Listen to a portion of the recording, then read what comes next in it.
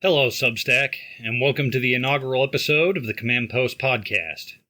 The last several essays I published on the First World War dealt with the early action on the Eastern Front, particularly the battles of Tannenberg, Austrian blunders in the Carpathians, some of the Russian mobilization issues concerning their logistical problems with their large cavalry formations choking the roads, and their limited rail networks in the Polish salient. Things of that nature. This episode will pick up right where we left off. We will be going back to the Western Front in mostly 1915. So without further ado, let's get this show on the road. In the early afternoon of 25 September 1915, the men of the British 21st and 24th Divisions formed into dense columns, each roughly 1,000 strong, and advanced across open grassland south of Loos, as if executing a parade ground drill. These battalions of Lord Kitchener's new army had reached the front line only after dark the previous evening, arriving exhausted after long night marches without hot food or clear maps of the positions they were to assault. Across the open field, German machine gunners of the 6th Bavarian Reserve Division opened fire at a range of 1,500 yards, with a single gun crew at Bois Hugo firing 12,500 rounds that afternoon alone. The British infantry reached the completely unbroken barbed wire protecting the Germans' second position and were cut down by the hundreds before the survivors turned back.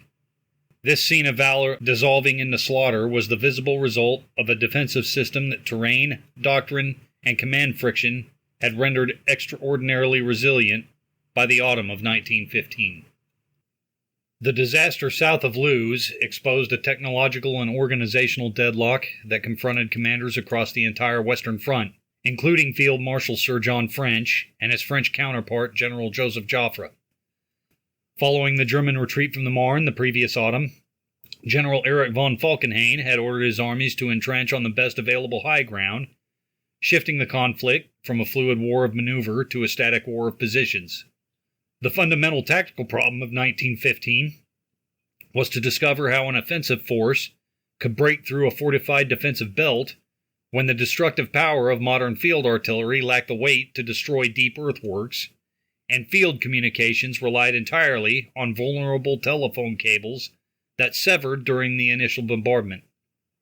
Commanders faced the immense pressure of launching massed infantry assaults to relieve their Russian allies on the Eastern Front, yet every accumulation of men and shells stripped away the element of surprise and gave the defender ample warning to reinforce the threatened sector.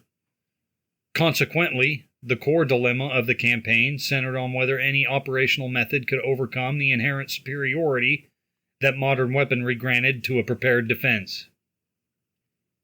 Answering this question requires exploring the structural factors that define the 1915 campaigns, beginning with a varied landscape that stretched from the waterlogged Flemish lowlands around Ypres, where the 2nd Royal Welsh Fusiliers were forced to construct breastworks of liquid mud, to the dry chalk ridges of Artois and Champagne, where German engineers excavated deep underground shelters and placed secondary lines safely on reverse slopes.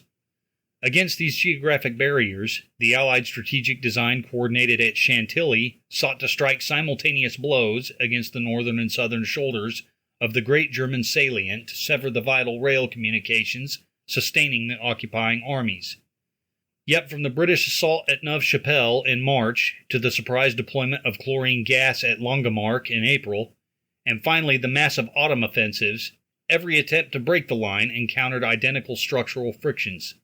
Rigid planning timetables prevented local exploitation, field artillery failed to keep pace with advancing infantry, reserves remained positioned too far to the rear, and new technical expedients like chemical weapons often hindered the attacker more than the defender. Through studying how these physical realities and tactical decisions interacted, the profound stalemate of the Western Front reveals itself not as an accident of command, but as the logical outcome of an entirely new era of industrialized warfare.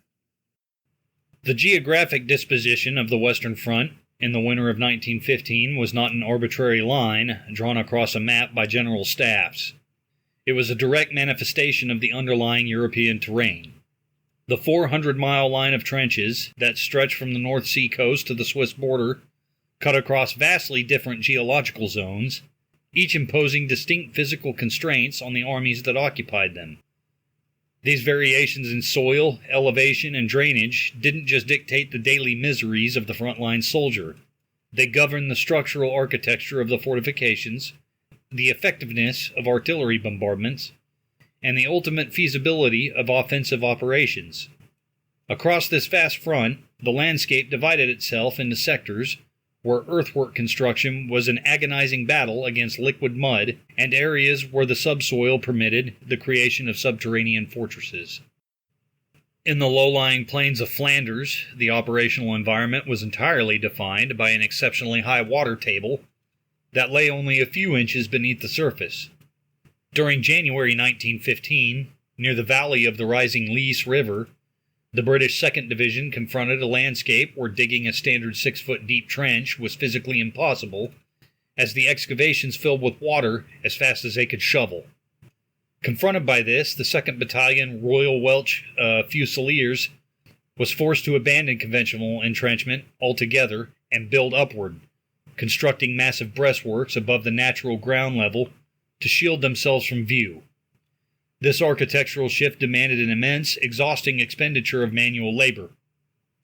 Because the surrounding fields were entirely saturated, it was nearly impossible for the infantry to find earth dry or soil solid enough to fill standard burlap sandbags. Instead, the men toiled for weeks in the freezing dark, packing liquid mud into frames to form a rudimentary barrier.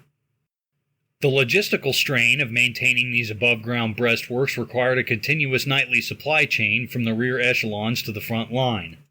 Royal Engineers manufactured large wooden frames and prefabricated brushwood hurdles in rear workshops, which were then carried forward by exhausted infantrymen alongside corrugated iron sheets and thousands of empty sandbags. These materials were assembled under constant sniper and machine gun fire to prevent the parapets from slumping back into the ooze of the Flemish fields. Because these breastworks were visible above the flat horizon, they were highly vulnerable to direct field artillery fire, which could instantly scatter the mud-filled sandbags and leave entire platoons completely exposed. Within this waterlogged landscape, defense stability was purchased not through deep cover, but through the endless, repetitive labor of infantrymen struggling against the natural drainage of the lowlands. Further north, the front line followed the sluggish course of the Yser River, meandering through a flat, monotonous landscape of beet fields towards the coastal town of Dixmude. At Dixmude, a narrow spur of slightly elevated ground extended outward from the interior Flemish ridges toward the sea, creating a vital tactical anchor in an otherwise featureless plain. Following the critical decisions of November 1914, when the Belgian military deliberately opened the sea sluices at Nieuwpoort, a massive expanse of this low-lying territory was placed under a permanent sheet of standing water. This artificial inundation formed a formidable geographic barrier, rendering the terrain completely impassable to the German troops who held the opposing trenches on the eastern bank of the floodwaters. The introduction of heavy artillery into this flooded zone produced unique physical phenomena that severely penalized any attempt at offensive movement. When high-explosive shells struck the sea-level fens of Flanders, they did not create stable craters that could be utilized as tactical cover. Instead, the concussive force instantly liquefied the soil, reducing the ground to a deep paste that swallowed men, pack animals, and field pieces alike. Any infantry advance launched across this terrain was slowed to an exhausting wade through knee-deep water and silt, which completely stripped the attacking formations of their momentum before they could even reach the enemy's wire. Consequently, the coastal sector of the front became an operational dead end, where the water itself acted as a defensive barrier, preserving a stagnant balance of power that neither side could break through conventional military force. A completely different tactical reality existed on the dry chalk uplands of Artois and the Somme, where the porous subsoil offered an entirely different medium for defensive engineering. Here, the ground drained rapidly, allowing military engineers to dig deep into the earth without any fear of water infiltration. Recognizing these ideal geographical conditions, German defensive doctrine capitalized on the stability of the chalk to excavate highly sophisticated stollen, which were these deep subterranean dugouts cut more than 30 feet beneath the trench floors. These underground complexes began in late 1914 as rudimentary horizontal scrapes dug into the forward lip of the trench wall to protect sentries from flying shrapnel, but by the spring of 1915 they had evolved into expansive timber-frame barracks capable of sheltering entire companies during prolonged bombardments. The construction of these subterranean fortresses altered the relationship between offensive artillery weight and defensive survival. Reached down steep, narrow wooden staircases, these chalk shelters proved completely impervious to the heaviest high-explosive siege guns available to the Allied armies in 1915. While a multi-day British or French bombardment might completely obliterate the superficial features of a German frontline trench, smashing the sandbag parapets and flattening the barbed wire, the defending infantry remained entirely safe and warm 30 feet below the surface, suffering little more than ringing ears and headaches from the acoustic vibrations. The moment the Allied artillery barrage moved toward the rear, the German machine gunners would lug their heavy weapons up the intact staircases and occupy their firing positions on the ruined parapet before attacking Allied infantry could cross the width of no man's land. Furthermore, the topography of the chalk country allowed German engineers to sight their secondary defensive lines on reverse slopes, completely concealed from the view of ground-level Allied artillery observers stationed on the forward ridges. When viewed in its entirety, the vast majority of the 400-mile Western Front was unsuited for the execution of large-scale, decisive offensive maneuvers due to these stark geographical conditions. Along the far southern flank, the rugged ridges of the Vosges Mountains restricted combat to isolated bitter infantry actions over snowy peaks, where the French High Command deployed specialized Alpine chasseurs to dispute possession of high observation points against low-category German Landwehr formations. South of the fortified salient of Verdun, the front stretched across a massive 160-mile inactive zone, where neither side made a significant operational effort between September 1914 and September 1918. Similarly, the Argonne sector presented a forbidding labyrinth of deeply broken, stream-cut ravines and dense ancient forests. When heavy artillery fire was directed into the Argonne, it did not clear the defensive works. Rather, it shattered the dense canopy, transforming the woodland into an impassable jungle of jagged, splintered vegetation and tangled roots that completely paralyzed the lateral movement of attacking formations. With the Flemish coast paralyzed by mud, and the central sectors blocked by the mountain ridges of the Aisne, Meuse, and the Vosges, military logic funneled the Allied offensive planners toward the remaining open sectors. Only the dry chalklands of the Somme and the Champagne country offered the open, unobstructed avenues of advance and the stable ground required to assemble, supply, and deploy masses of infantry and heavy artillery. These two sectors form the northern and southern shoulders of the German salient that bulged toward Paris, making them the logical operational objectives for any strategic pincer movement designed to sever the enemy's lateral communications. However, this geographical reality was equally obvious to Falkenhayn and the German General Staff. Because the terrain naturally restricted the theater of decisive operations to these specific plateaus, the German army concentrated its finest engineering units and its most elaborate defensive schemes on these identical coordinates, ensuring that any Allied assault would strike the strongest, deepest, and most prepared sectors of the enemy line. These terrain-imposed conditions meant that any attempt to break the German salient would confront not merely enemy troops, but a landscape already shaped to favor depth, concealment, and rapid reinforcement of the threatened sectors. The strength of the German trenches in 1915 wasn't just a product of geography. It was the deliberate realization of a rapidly evolving military doctrine that transformed those geographical advantages into a dynamic system of denial. During their strategic withdrawal following the Battle of the Marne, German commanders had meticulously selected their ground across northern France. Rather than digging in where the fighting happened to cease, they deliberately abandoned low-lying positions to occupy the dominant ridges, crests, and plateaus of the Artois and the Somme.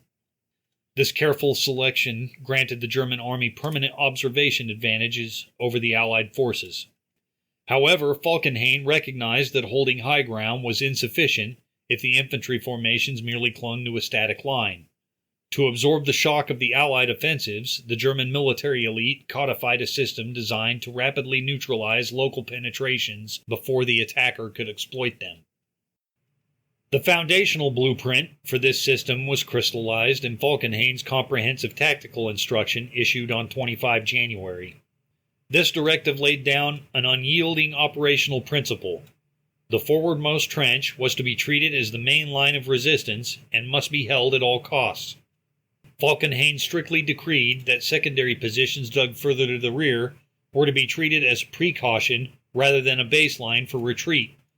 This aggressive forward focus triggered friction within the German High Command. Several high-ranking field commanders, most notably Crown Prince Ruprecht of Bavaria, whose Sixth Army held the crucial sector opposite the British expeditionary forces in Flanders, fiercely objected to the construction of a formalized second line. Ruprecht and his staff argued that the resolve of the frontline troops would be dangerously compromised. The Crown Prince believed that the ordinary infantryman would hold his forward position less firmly if he possessed the comforting knowledge that a fully prepared fallback position awaited him a few thousand yards to his rear. This internal friction among the German High Command delayed the standardization of deep defensive networks across the entire front for several months. It was not until 6 May, following the pressure applied by the early spring battles, that a binding universal order was finally issued by the German Supreme Army Command. This definitive decree mandated that the entire Western Front be reinforced by a continuous, highly fortified second line of trenches constructed precisely 2,000 to 3,000 yards behind the existing front line. These secondary positions were generally situated on the reverse slopes, entirely hidden from the view of ground-level Allied artillery observers. As these works matured through the spring and summer of 1915, German engineers began incorporating reinforced concrete machine gun emplacements into the chalk, creating subterranean blockhouses that could survive direct hits from heavy field howitzers and sweep the reverse slope approaches with crossfire. To understand how this doctrine operated under actual combat conditions, we must look to the small farming village of Neuve-Chapelle in March 1915. When the British First Army launched a massive concentrated surprise artillery bombardment on 10 March, it succeeded in completely obliterating a narrow sector of the German forward trenches, allowing British infantry to flood through the gap. It was at this precise moment of crisis that the mechanics of Falkenhayn's January instruction shifted from theory to reality. The directive explicitly mandated that in the event of an enemy break-in, the immediate neighbor units on the edges of the breach were to stand fast. They were instructed to anchor the flanks of the gap, reinforce them with lateral deployments, and pour enfilade fire into the breakthrough column, while localized tactical reserves hurried forward from rearward support positions to fill the void and launch immediate counterattacks. This localized containment strategy manifested with lethal precision on the northern flank of the British breakthrough at Neuve-Chapelle. On the British left, the preliminary bombardment had left the well-constructed German trench positions largely intact. Recognizing the danger, elements of the German 11th Jager Battalion rapidly maneuvered 2 machine guns into hidden firing positions along the shoulder of the penetration. As the uncoordinated battalions of the British 2nd Scottish Rifles and the 2nd Middlesex Regiment attempted to wheel outward to exploit the breach, they walked directly into a blistering close-range crossfire from these machine gun positions. Hundreds of British soldiers were cut down within minutes, instantly freezing the momentum of the entire northern wing of the assault. Meanwhile, on the southern flank of the Neuve-Chapelle break-in, the attackers fell victim to the fog of war of the industrialized battlefield. Having shattered the initial German front line, the advancing British troops quickly lost their bearings in the labyrinth of broken communication trenches, smashed hedgerows, and obscured landmarks, a disorientation that plagued all offensive formations throughout 1915. As the British infantry halted in confusion to re-establish communications with their distant artillery batteries, local German sector commanders capitalized on this pause. Working with haste, they organized an improvised defense along the southern edge of the penetration, utilizing local support platoons to pin down the British vanguard. Because the shoulders of the gap were held with such tenacity by these isolated detachments, the German higher command could execute the decisive phase of their defensive doctrine with complete liberty. Before midday on 10 March, fresh German reserve troops, drawn from support battalions stationed in makeshift barracks just a few miles behind the zone of combat, hurried forward along a carefully rehearsed reinforcement route. By nightfall, these fresh units had completely filled the open gap in the defense. They accomplished this by bending their flanks forward, creating a new curved defensive perimeter that seamlessly linked up with the intact original positions at the edges of the breach. Through this rapid lateral reinforcement and reserve deployment, a localized tactical breakthrough was neutralized before it could ever expand into a strategic rupture. To fully grasp the tragic arithmetic of this doctrine, we must observe its application on the high ground of Artois later that spring, where the human cost of Allied rigidities became agonizingly clear. In May 1915, just 1 week after a subsequent British offensive shattered completely against the concrete and wire of Aubers Ridge, the French 10th Army launched a massive assault against the heights of Vimy Ridge. Utilizing a sophisticated, concentrated artillery preparation, General Petein's 33rd Corps achieved what many contemporary planners believed was impossible. His infantry broke clean through the German forward positions and scaled the steep, chalky slopes, with the leading elements successfully reaching the vital summit of Vimy Ridge. At this triumphant moment, the structural conflict between German defensive elasticity and Allied offensive rigidity reached its absolute crisis.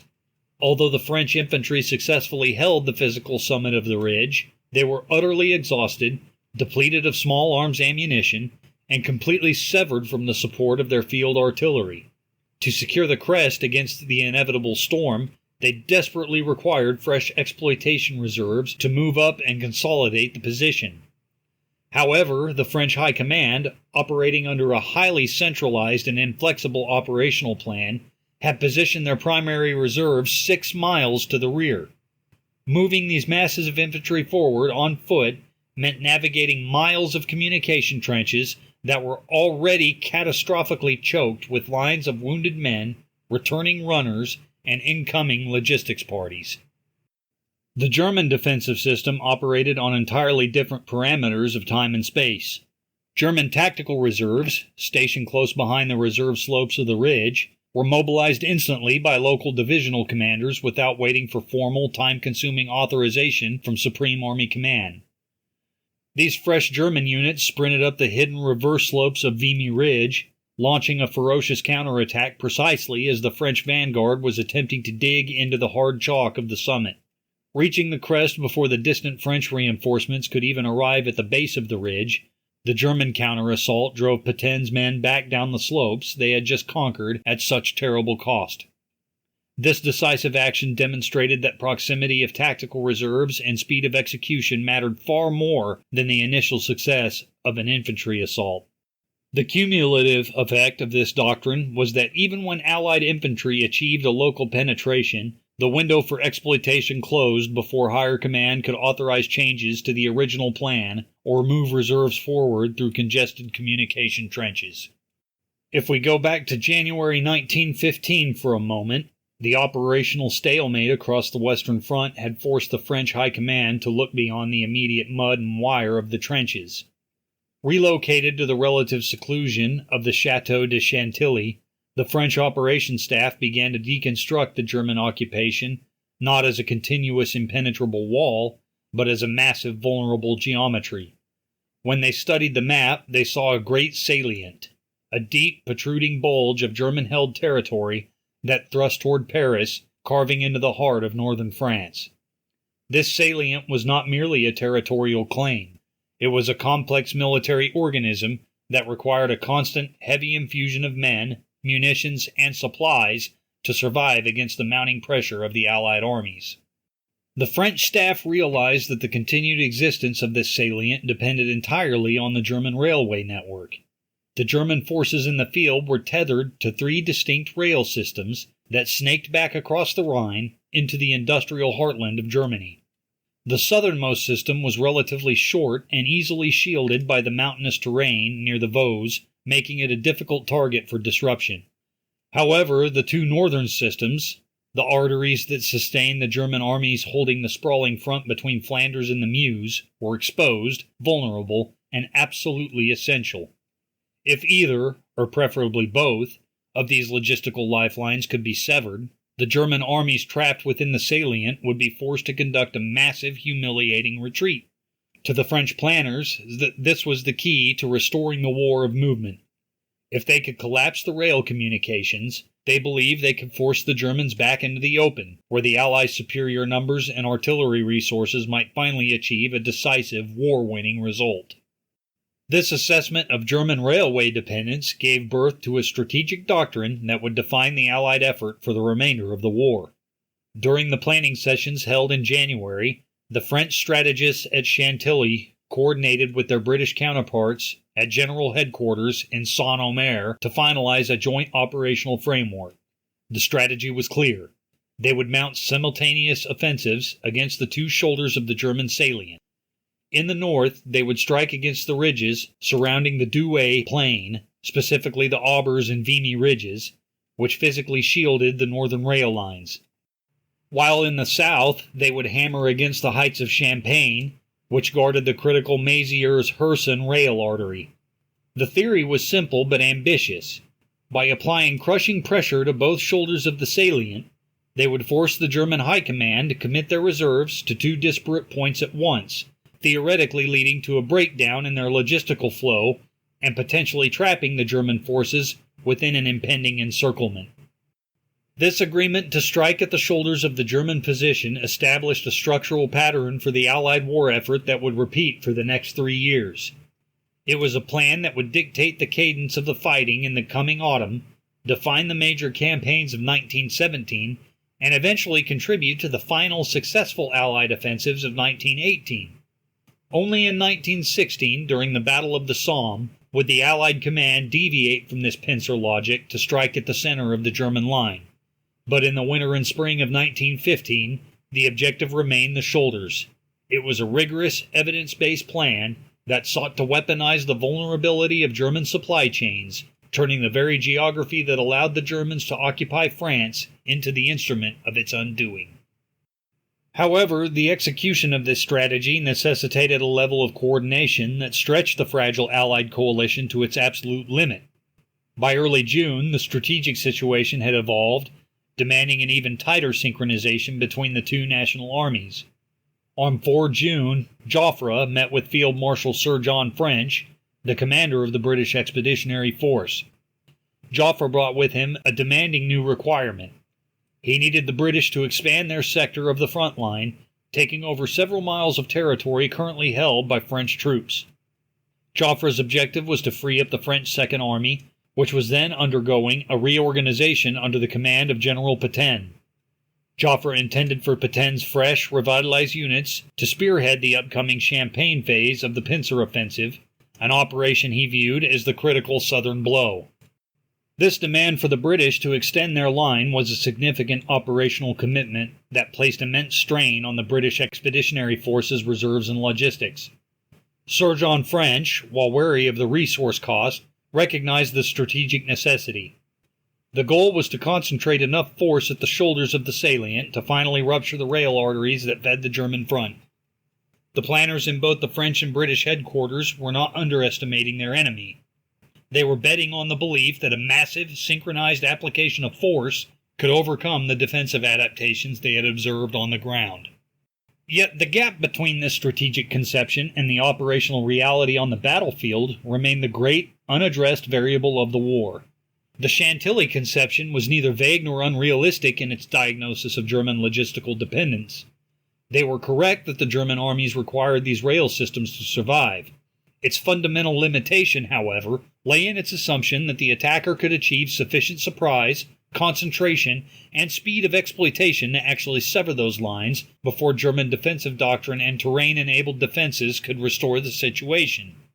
The planners assumed that the logistical vulnerability would translate into tactical weakness, but they had yet to see how effectively the German army could absorb the initial shock of an offensive and reorganize its defenses within the very window of time the Allies needed to move their reserves forward. As the spring and summer of 1915 progressed, the Allied armies prepared to test this strategic theory against the unyielding physical reality of the German defensive system. In the spring of 1915, The theoretical planning of the Allied and German Grand Staffs was subjected to its first true tactical test. The early operational concepts developed in the Winter Ministries were brought directly to the battlefield, turning specific sectors of the front into practical laboratories where the frictions of industrialized trench warfare became visible. The first of these testing grounds emerged on 10 March in the Artois sector, where General Sir Douglas Haig's British First Army launched a concentrated assault against the German-held village of Neuve-Chapelle. The operation was designed as a precision strike, utilizing a dense, short artillery bombardment to rupture the German forward line and seize a prominent dynamic opening. Yet the very precision of the plan introduced a mechanical rigidity that paralyzed the exploitation of the initial breakthrough. The British operational schedule contained a fatal tactical delay written directly into its instructions. The plan stipulated that after the leading infantry waves had successfully captured the first objective, a line located precisely 200 yards inside the German barbed wire, the entire advance was to execute a mandatory 15-minute pause. This artificial halt was intended to give British field artillery batteries time to shift their fire and thoroughly shell the heavily fortified ruins of Neuve-Chapelle. In the center of the assault, the vanguard of the 2nd Battalion Rifle Brigade swept over the pulverized German trenches with ease and realized that the enemy defense had completely dissolved before them. Recognizing that any delay would allow the enemy to recover, the battalion commander immediately attempted to bypass the script and press forward into the vacant gap. However, the communication technology of 1915 was fundamentally inadequate for the speed of industrialized combat. In this pre-radio era, field telephone lines had not yet been laid across the shredded expanse of no man's land, leaving frontline officers entirely dependent on human runners to communicate with higher command. The commander of the 2nd Rifle Brigade dispatched a physical message back across the mud, requesting immediate authority to disregard the mandatory pause and to continue the advance. Remarkably, the runners survived the crossing, and the message reached brigade headquarters. Even more surprisingly, an answer was returned back to the front line with unusual speed. However, the bureaucratic hierarchy prevailed, and permission to advance was flatly refused. The rigid adherence to the prearranged artillery timetable overrode local initiative, forcing the victorious infantry to sit idly in the mud while the opportunity slipped away. This communication failure triggered a massive chronological breakdown that rippled up and down the British chain of command. Throughout the morning, junior officers passed their urgent observations of the local tactical situation back from the front companies to battalion headquarters, which then compiled the data and transmitted it to brigade, then to division, and finally to the corps commander. This multi-layered administrative ladder consumed critical hours. The corps commander sat in a remote chateau 5 miles behind the battle zone, attempting to dictate the movement of thousands of men based on flimsy, outdated, and frequently false information carried by exhausted runners. Once a decision was finally reached at the rear, the necessary operational orders had to travel back down the exact same slow chain of command, undergoing detailed administrative rewrites at each individual headquarters before reaching the men at the tip of the spear. The consequence of this bureaucratic latency was a complete collapse of the operational timetable. At 9 o'clock in the morning, the German front line had been broken wide open, and an unobstructed path into the enemy's rear lay completely vacant for the taking. Yet it took until 10 minutes to 3 in the afternoon, nearly 6 hours later, for the corps commander to produce and sign firm written orders to exploit the success. By the time those paper documents were physically carried down via telephone operators and frontline runners through the communication network, another 3 hours were completely lost. The advance on the ground was not resumed until between 5:30 and 6 o'clock that evening. A minor tactical delay had expanded into a 9-hour paralysis, granting the local German commanders the exact window of time they required to pull support battalions forward and anchor the shoulders of the breach. While the British command chain struggled with paper orders, a catastrophic bottleneck developed at the lip of the penetration. By 10 o'clock that morning, the momentum of the leading waves had ground to a complete halt, yet the pre-scheduled movement of subsequent forces continued unabated. Roughly 9,000 British soldiers, drawn from fresh support battalions, were funneled forward into the narrow, confined space between the captured village of Neuve-Chapelle and the original British front line breastworks. This immense mass of infantry found themselves completely trapped in a featureless sea of mud, unable to move forward due to the lack of orders, and unable to deploy laterally due to the unruptured sectors of the enemy line. The reality of this congestion was captured by contemporary observers who described the thousands of helpless troops as being packed together like migrating salmon wedged into the narrow bridge pool at Galway, patiently waiting for an opportunity to leap forward. According to the original plan, additional battalions continued to crowd into the rear of this dense, immobile human mass, compounding the chaos within the narrow gap. The British forces were saved from an immediate disaster only by a stroke of logistical fortune. The German field artillery batteries within range of Neuve-Chapelle had exhausted most of their high-explosive ammunition during the morning fighting. Had the German gunners possessed an adequate supply of shells, this dense concentration of 9,000 exposed men would have been pulverized within their own breakthrough zone. To understand how these identical operational frictions penalized the German army when it attempted to seize the offensive, we must move 50 miles northward to the wet fields of Flanders. In April 1915, the Ypres salient formed a vulnerable curved projection in the Allied line, held by a diverse coalition of national forces. The northern face of this salient, near the village of Langemarck, was garrisoned by the French 87th Territorial Division and the 45th Algerian Division, the latter comprised of the White Zouave regiments, African light infantry, and native Algerian tirailleurs.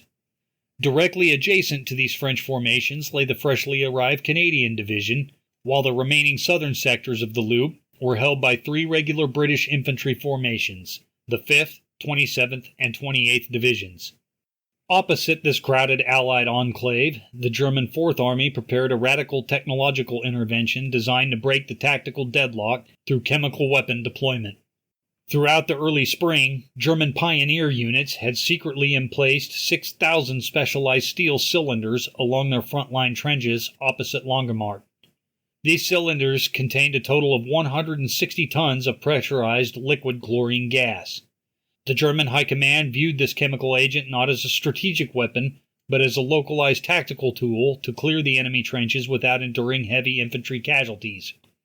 At 5 o'clock on the sunny afternoon of 22 April, under the influence of a light easterly breeze that blew directly toward the Allied positions, the German pioneers opened the valves, releasing a massive grayish-green cloud of toxic gas that drifted steadily across the narrow expanse of no man's land, following a brief, intense conventional artillery bombardment. The physiological effect of this weapon on the unsuspecting French colonial troops was instantaneous and catastrophic. Within minutes, thousands of Zouaves and Algerian riflemen were overwhelmed by the concentrated chlorine gas, which reacted with moisture in their lungs to form hydrochloric acid. Clutching their throats, coughing violently, and turning a deep blue in the face from asphyxiation, the surviving troops broke from their trenches in a state of absolute panic and streamed toward the rear in a disorganized mass. Within an hour of the initial release, a massive 8,000-yard gap had opened in the defenses of the Ypres salient, entirely devoid of troops, weapons, or organized resistance. The French front line had completely ceased to exist, leaving the road to Ypres wide open to the German infantry. Yet at this moment of triumph, the frictions of the Western Front penalized the German advance just as severely as they had hindered the British at Neuve-Chapelle. The German High Command had fundamentally underestimated the lethal efficiency of their own new weapon. They had provided no substantial strategic reserves to exploit a massive breakthrough, viewing the operation merely as a limited diversionary attack. Furthermore, the German infantrymen advancing behind the cloud were terrified of the toxic vapor and possessed only rudimentary cloth mouth coverings for protection. Instead of sprinting forward to seize the town of Ypres and trap the three British divisions in the southern salient, the German regiments advanced with extreme caution for less than 2 miles before halting to dig into the Flemish soil, forfeiting their immense tactical surprise. This operational hesitation granted the Allies a critical reprieve. While the gas cloud drifted into the edges of the Canadian division's positions, the Canadian troops maintained their discipline, rapidly swinging their left flank rearward to form an improvised defensive line across the empty 8,000-yard void. Working through the night, Allied staff officers scrambled to locate and deploy scattered reinforcement battalions to stem the cautious German advance. When the German Fourth Army attempted to repeat the chemical assault against the Canadian positions 2 days later, the element of surprise had vanished. The defending troops had rapidly improvised basic defensive measures, utilizing cloths and rags saturated with urine to neutralize the chlorine gas, and they had held their ground with an exceptional tenacity that blunted the momentum of the German infantry. The final brutal demonstration of this defensive resilience occurred on 1 May during a subsequent German gas attack against the regular battalions holding the southern face of the salient. On that morning, a dense wave of chlorine gas rolled directly into the trenches occupied by the Dorsetshire Regiment. 90 British soldiers died from acute gas poisoning directly within the firing line before they could even receive medical attention.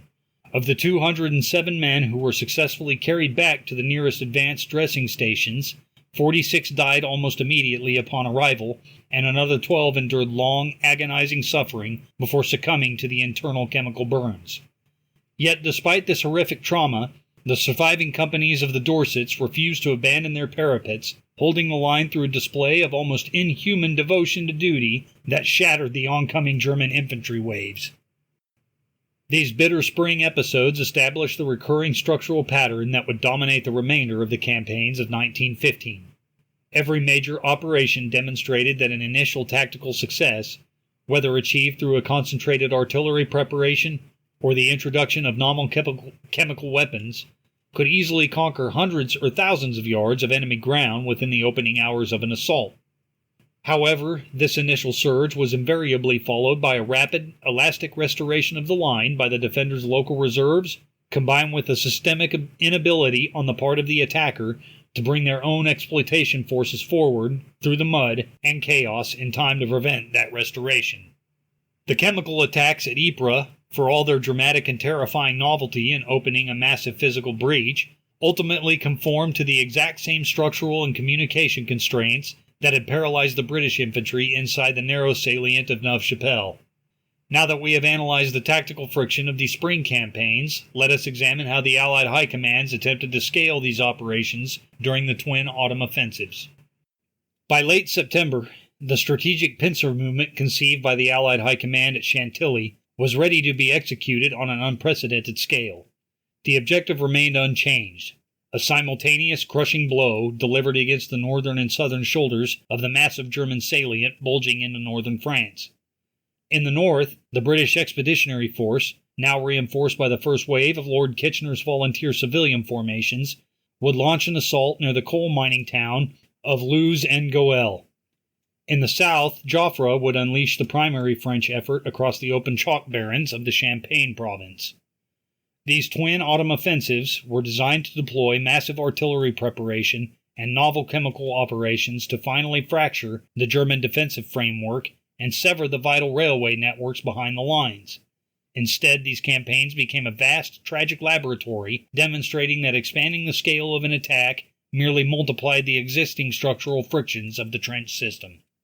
To understand the operational chaos that defined the northern arm of the pincer, we must focus on the night of 26 September on the flat, slag-heat-dotted plain of Loos. Here the British First Army, commanded by Haig, had spent the previous 24 hours locked in a brutal battle of attrition against the German Sixth Army. Seeking to exploit a few localized breaches in the enemy's forward line, the British High Command committed its primary strategic reserves, the 21st and 24th Divisions of the new army. These formations were comprised entirely of idealistic civilian volunteers who had never before experienced combat. The movement of these two untried divisions to the front line was an administrative disaster. Having endured grueling multi-day approach marches over roads completely choked with supply wagons, ammunition columns, and retreating ambulances, the men of the 21st and 24th Divisions finally reached the British front line trenches only after dark on 26 September. The troops arrived physically exhausted, soaked by cold autumn rains, and entirely deprived of hot rations or sleep. Furthermore, because their approach had been conducted in total darkness, neither the divisional staffs nor the frontline company commanders had been granted an opportunity to reconnoiter the intricate network of trenches or study the geography of the ground they were ordered to assault. The following morning brought no relief for these raw formations. The men spent the entire morning hours marshalling within the crowded communications trenches and open assembly areas, struggling to organize their assault waves under a continuous, unobserved bombardment from German heavy howitzers. The delay in launching the attack directly penalized the British infantry, as it granted the local German sector commanders an extra 12 hours to pull fresh support regiments forward and solidify their secondary line of resistance. By the time the British divisional commanders finally completed their administrative preparations in the early afternoon, the initial element of surprise had been completely surrendered. The environmental conditions on the afternoon of 27 September further compounded the vulnerability of the British assault. 2 days earlier, British special companies had discharged 140 tons of pressurized chlorine gas from cylinders along the front line to cover the initial infantry wave. However, due to stagnant atmospheric conditions and a lack of sustaining winds, this toxic chemical cloud had failed to dissipate across the German lines. Instead, large pockets of the heavy grayish-green gas hung stubbornly in the low depressions of no man's land, or drifted back directly into the British assembly trenches, blinding and choking the support troops of the 21st and 24th Divisions before they even crossed the parapet. Despite this chemical self-infliction, the written orders of the prearranged plan remained absolute. At 1 o'clock in the afternoon, the battalions of the new army climbed out of their trenches and began their advance across the wide, featureless grassland toward the German secondary positions on the slopes of Hill 70. Because their training had been heavily restricted to manual drills in England, the infantry moved forward in 10 dense, parallel columns, each roughly 1,000 men strong. The soldiers marched with precise, synchronized cadence, spacing themselves as if they were performing a peacetime parade ground drill for reviewing generals rather than advancing into the zone of modern machine gun fire. This dense, highly visible human mass offered an ideal target for the German machine gunners of the Sixth Army, who occupied positions along the crest of the ridge. Sighting the oncoming British columns across the open descending slope, which also functioned as a natural killing glacis, the German defenders experienced an almost unimpeded field of fire. The tactical security of the German position was so absolute that many German infantrymen stood completely upright on top of their sandbag parapets to gain a clearer view of the target. German machine gun crews opened fire at the extreme range of 1,500 yards. This defensive firepower was devastating. A single German machine gun crew stationed in a reinforced redoubt near the sector fired 12,500 rounds of ammunition into the British columns during that single afternoon, its water cooling jacket boiling continuously as the gunners swept the field from left to right. Under enfilade fire, the advancing British battalions could be seen falling by the hundreds, their neat lines instantly dissolving into heaps of dead and wounded men. Yet, maintaining their extraordinary discipline, the surviving elements of the new army continued their forward march in good order and without interruption, walking directly through the bullet sweep until they reached the base of the ridge. There, the advance ground to a bloody halt. The men collided with the completely unbroken, heavy barbed wire entanglements protecting the German second position, which the preliminary British artillery bombardment had failed to neutralize or even locate. While the British volunteer divisions were being destroyed on the chalk plains of Loos, an identical tragedy unfolded simultaneously 150 miles to the south. In the Champagne sector, between the city of Reims and the dense woodland of the Argonne forest, Joffre launched the main French component of the pincer strategy. The scale of this French offensive was immense, dwarfing all previous operations conducted since the outbreak of the war. Joffre committed 20 full infantry divisions along a continuous 20-mile front, deploying a colossal material hammer designed to completely pulverize the German positions through sheer weight of metal. To support this massive infantry force, the French High Command assembled over 1,000 heavy siege guns and field howitzers, backed by an unprecedented supply of high-explosive shells. The artillery preparation lasted for 3 continuous days and nights, filling the air with a constant deafening roar that could be heard in Paris. To complement the bombardment, the French military deployed a massive chemical gas cloud along the entire 20-mile assault front, intending to completely paralyze the defending garrisons of General von Einim's German Third Army before the infantry left their assault trenches. When the signal to advance was blown on the morning of 25 September, the attacking French infantry displayed an extraordinary, almost fanatical physical courage. Dressed in their newly issued horizon blue uniforms and steel Adrian helmets, several historic French regiments moved into the open expanse of no man's land, with their regimental colors unfurled to the wind and company brass bands playing martial melodies to sustain momentum across the wide chalk slopes. This adherence to traditional 19th century military pageantry collided instantly with the physical realities of industrialized defense. Although the initial French assault waves successfully overran the pulverized German forward trenches, capturing several thousand exhausted prisoners, their offensive's momentum evaporated the moment they advanced beyond the immediate range of their own field artillery. The fundamental flaw of the French strategic design in Champagne lay in its complete inability to neutralize the deeper layers of the German defensive system. While the 3-day French bombardment had successfully flattened the superficial earthworks of the German first line, it had left the secondary defensive positions completely intact. Deliberately sited on the reverse slopes and behind the natural folds of the chalk downs, these secondary positions were entirely invisible to French ground observers and could not be accurately targeted by their artillery batteries. Furthermore, German engineers had utilized the stable porous chalk subsoil to excavate expansive networks of deep underground shelters, preserving their tactical reserves from the effects of preliminary shelling. As the French infantry columns struggled across the 2 miles of pulverized ground that separated the 1st and 2nd German lines, they lost their cohesive formation and became severely fragmented. When they finally reached the wire of the German 2nd position, they found themselves completely exposed on the open chalk slopes, their company bands silenced, and their ammunition supplies depleted. At this critical juncture, the elastic mechanics of German doctrine functioned precisely as Falkenhayn had intended. Fresh German defensive reserves, stationed in deep shelters close behind the reverse slopes, emerged onto the intact parapets and opened a devastating coordinated crossfire with machine guns and field artillery. When the offensive operations in Champagne finally ground to a halt on 31 October, the operational balance sheet revealed the complete failure of the strategic design. Despite 5 weeks of continuous bloody assaults and the expenditure of millions of artillery rounds, the French forces had gained no more than 2 miles of ground along a narrow spent front. The deeper layers of the German defensive system remained completely unpenetrated and intact, safely securing the vital railway networks that sustained the great salient.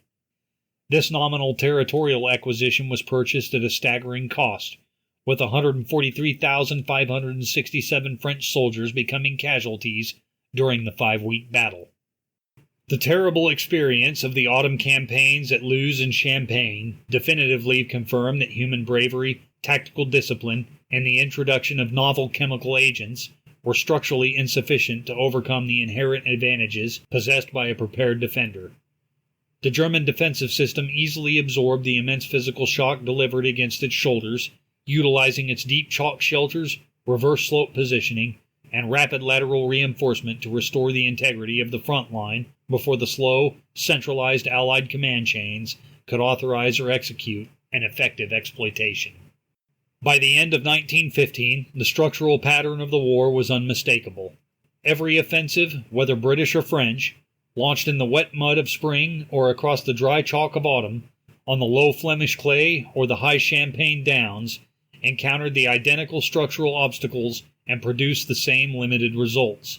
The Western Front had hardened into a self-sustaining ecosystem of deadlock, where the tools of destruction possessed by the defense completely paralyzed the strategic imagination of the attack.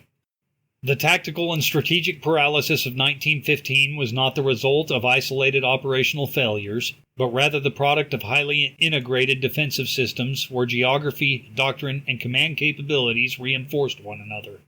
The physical landscape of France and Flanders dictated the precise parameters of what was structurally possible on the battlefield. In the waterlogged northern fens near the Yser and Loos rivers, the saturated soil prevented deep excavation, forcing an above-ground war of breastworks that resisted deep penetration but turned the approaches into bottomless quagmires. Conversely, the porous chalk downs of Artois and Champagne allowed the German army to construct deep underground stollen and invisible reverse slope positions, effectively insulating their infantry from the heaviest Allied shell fire.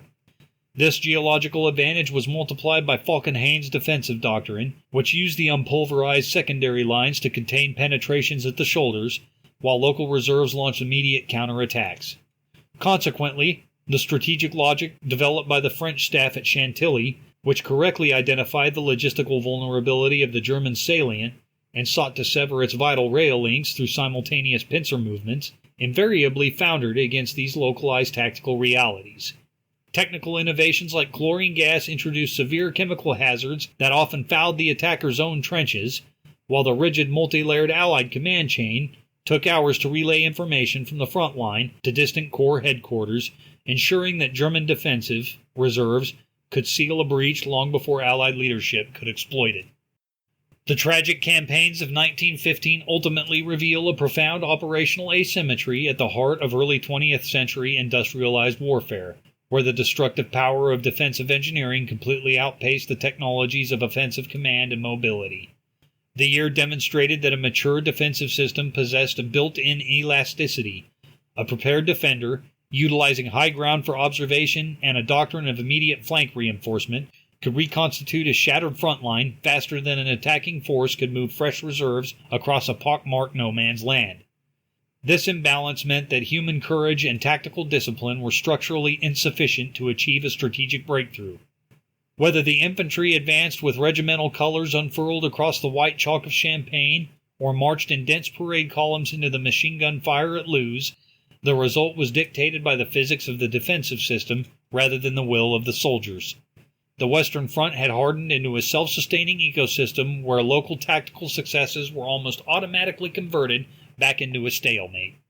This deadlock would remain unbreakable until the military institutions of the Allies fundamentally transformed their operational methods, replacing rigid prearranged timetables with decentralized command, and developing synchronized creeping barrages alongside mechanized armor to protect the infantry as they advanced into the enemy's deeper zones of resistance.